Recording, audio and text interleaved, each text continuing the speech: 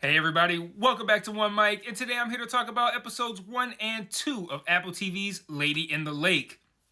Even now, as I sit here recording this video for these first 2 episodes, I'm still not sure how I feel about this show, or if I'm going to dedicate full coverage to all 7 episodes. I'm still kind of conflicted regarding how I feel about it, but one thing that I can say for sure right now, and it's why I'm doing this video, this show fascinates me, at least for the moment.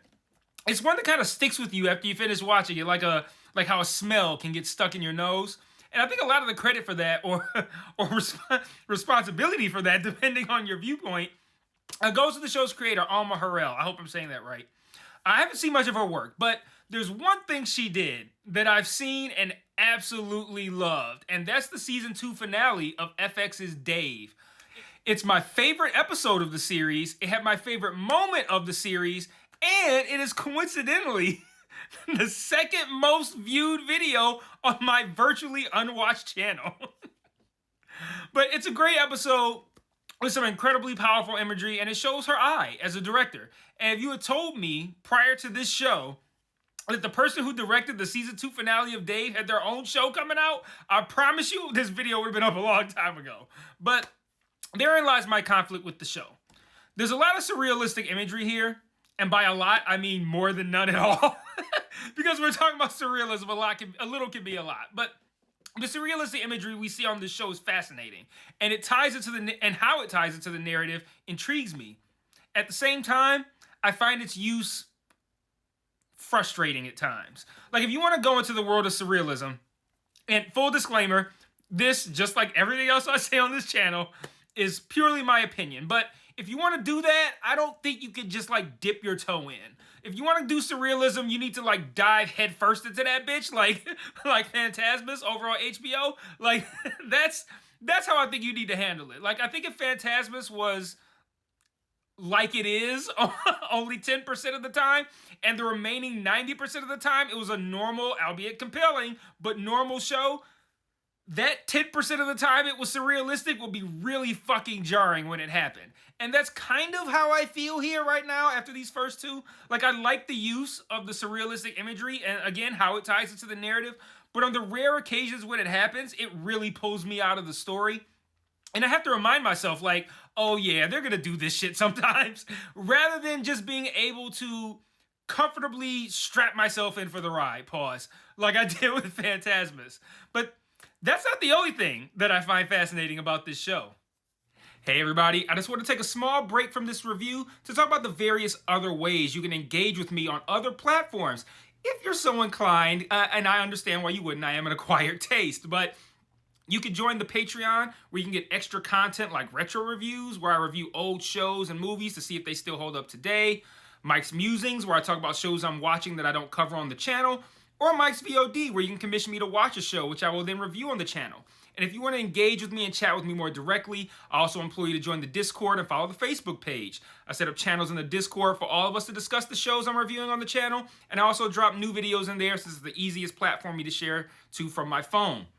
The Facebook can be really fun because I sort of live comment on shows I'm watching, often while under the influence, I'm not going to lie. And I'll also share news there, both about television and film, and about myself as well. So if you like my content, you want to be more engaged, you think I'm charming, or you simply want to show support, feel free to sign up for the Patreon or join the Discord or Facebook today. Links to all platforms are in every video description. Remember to share all my shit to your respective social media platforms. And now back to this review. The way the story is unfolding is interesting to me.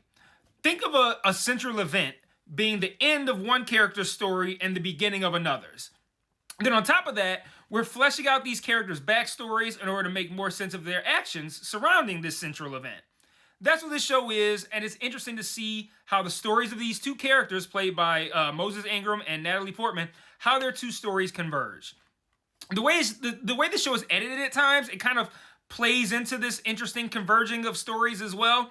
But again, when some of that includes like random surrealistic imagery, the editing can almost feel more like a distraction than a tool. And to be clear, I don't want to call, like, I'm not trying to call the imagery itself random. It's more so like its placement and frequency of use that feels random. But speaking of Moses Ingram and Natalie Portman, The cast on this show is pretty eyebrow-raising as well. For starters, what more can be said about Natalie Portman, one of the first loves of my life? Oscar winner, supremely talented, multiple-time nominee. Natalie Portman has been an object of my affection for her entire career. We're the same age, and I've been watching her. I'm watching her for her entire career, from Leon, the professional, till now. An incredible talent. Jaw-droppingly gorgeous. Yeah, I'm a fan. And you're probably sitting there like, yeah, Mike, we get it. Shut the fuck up and talk about the episode. But I'm making a point here. I want you to understand my unwavering affection and burning desire in my loins for Natalie Portman. I want you to understand that. So you will believe me when I say I can't stand her fucking character. like Portman's Maddie, that's her name, Maddie. She comes off entitled, irrational, reckless, stubborn, and all of this feels intentional, but to what end? Because, like, her character appears to be on a path that should make us want to cheer for her. So why is she being made so hard to cheer for? But again, that's kind of that's what fascinates me about this show. That could be something that I dislike, but as of right now, I'm fascinated. Like, what are they doing here? Like, she's unlikable. But a bit of the why behind that is beginning to fill in a very compelling way. But it wasn't until episode 2 that started to happen. I spent episode 1 like, I don't know if I can fuck with this character. It's ruining my adoration for her. But the show also kind of ties in with Natalie Portman's real life, which I didn't learn about until just now when I stumbled upon a biography for Portman while looking up information on the show and the showrunner. So another aspect of the show is its treatment of Jews. Well, not the show's treatment. the characters within the show, their treatment of Jews. Portland's Maddie, she's Jewish, and this plays a pretty big role in the events that take place in these first 2 episodes.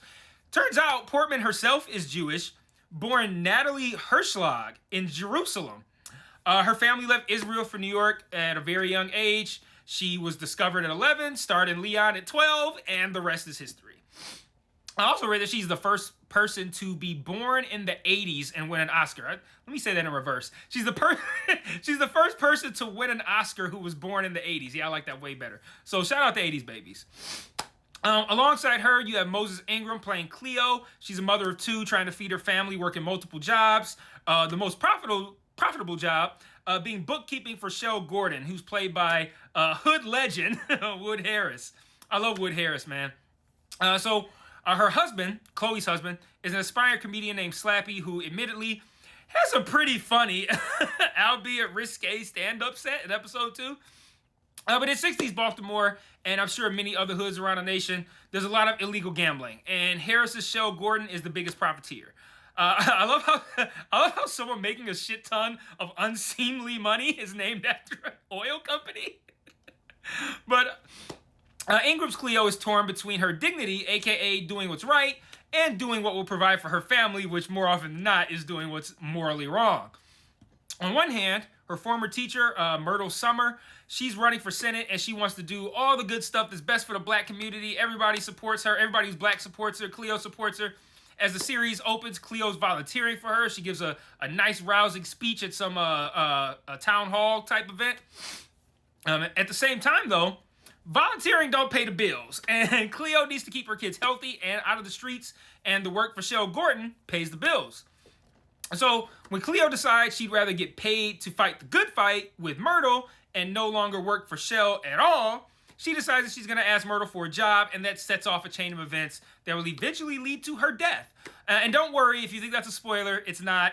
It's made clear up front on the show and even in the trailer that Moses Ingram's character is the lady in the lake, so not spoiling you there. And even now, after 2 episodes, we still haven't reached the moment of her death. Like, we don't have a complete understanding on how it happens or why. We have a large portion of that picture, but it hasn't happened yet, and there's still some more details to fill in. But Ingram is crushing this role, wonderfully playing that black mother with, like, the weight of the world on her shoulders, who still has to keep it together.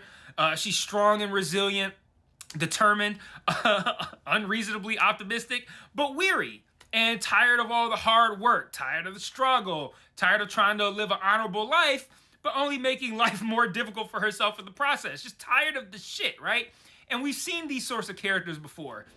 But Ingram really makes you believe she's lived it, and which she very well may have. I don't know her background. But she has a great scene in episode 2 that really conveys this weariness. But if I'm being honest, she might have conveyed it a little too much at the beginning of that scene. But, I mean, that's purely subjective. I do have concerns about the themes of sexism, racism, and anti-Semitism starting to feel a little bit too heavy-handed. But we're not there just yet. I'm worried that we're going to get there, but I'm going to give them grace in these first 2 episodes to kind of be like, all right, I get it. It's the 60s. They don't like blacks. They don't like Jews. I got it. But we'll see. And the supporting cast here is nothing to sneeze at either, featuring the aforementioned Wood Harris. Again, big Wood Harris fan. Mikey Madison, who's Honora, just won the Palme d'Or at Cannes. And David Cornsweet, who is our new Superman. So, as it stands right now, I'm hopeful. I don't know if I'm going to cover this entire series or not. I'll probably make that determination after I watch episode 3, which should actually hit Apple TV by 9 o'clock tonight. It'll probably be up when every single one of you is watching this video right now. But there's potential here with this show. On one hand, this could be a series that tackles sexism, racism, and anti-Semitism in a heavy-handed way, and that crawls up its own ass trying to be too cute with poorly utilized surrealistic imagery that buries an otherwise compelling story. On the other hand, this could be a show that takes these tropes and this imagery and uses them to creatively enhance a story about 2 women both trying to make a better life for themselves and how their very different circumstances collide. Oh yeah, and we get to solve a murder too. Yeah, so that's always fun. I like a good murder mystery. I'm both feet in on that second show. That first one, this is probably the last video I would do for that first show. So I guess we'll see what happens. Let me know what you thought about these first 2 episodes in the comments. And until next time, peace.